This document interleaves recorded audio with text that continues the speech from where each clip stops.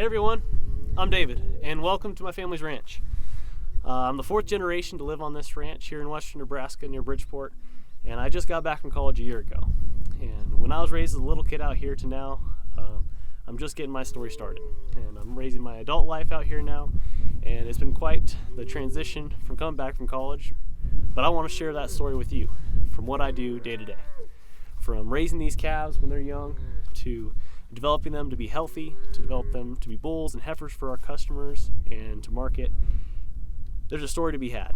Through those trials, tribulations, and successes, I want to share that story with you. So I hope you're ready. We're going to have ourselves a hell of a time, and I think we should get after it.